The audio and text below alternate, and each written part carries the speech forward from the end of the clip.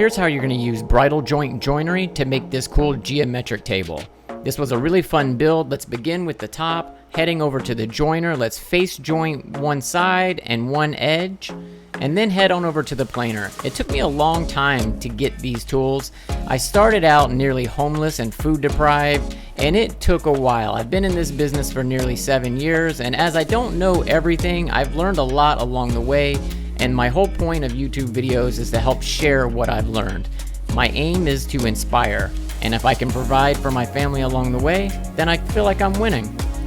I haven't really shared my story all that much on YouTube. Instagram, sure. But I feel like if I'm gonna try to keep inspiring makers to make or to start a woodworker business, I really need to share my story, as I really did start at the bottom and I've grown this successful woodworking business nearly all by myself with only the help of me and my 2 hands. So if I can do it, a ding dong, anybody can do it. You can get the right tools, you can make this happen, just gotta stick with it. Now I wanna say I'm cutting these bridle joints out on the bandsaw. A lot of you may think, why didn't you just glue a couple of boards up and leave that void there? Well, for me, I really like increasing my skill set and learning and growing, and I've already tried that method years ago, and this method is all about me fine-tuning my skill set. So that's why I chose this method. It worked really well. Although it wasn't perfect, I did get the seams pretty darn tight, and I was completely happy with it, and so was the client. What do you think about the build so far? It's really looking good, right? Wait till you see the finish work. After I laminated the table bases together and sanded them, I did a soft round over on it, as I love round overs. They're very rustic, and that's really my style, although this geometric table could be considered modern.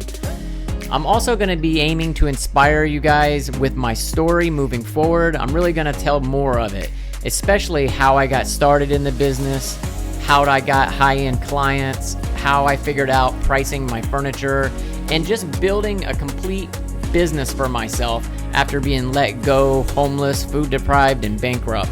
It was a hard journey, and to be honest with you, it still is, as I'm still a one-man show, and everything comes down to time. How fast can you get it done and still provide high quality? Well, I've learned a lot of tricks and hacks along the way that have really helped me, and I'm gonna really aim to inspire you with those moving forward.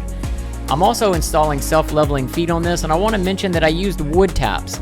I've been using them for a little while now, and they work amazing. They don't loosen up over time, and they can hold so much weight.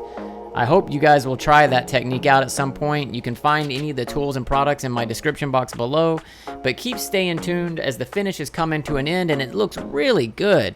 I love this rustic geometric style table. Most would do this table in a really high-end lumber like black walnut or hickory. This is cypress, and cypress is a great table. It's water resistant and naturally rot resistant, and I love it. I hope you guys enjoyed this video. Stay tuned, and I'll see you next time.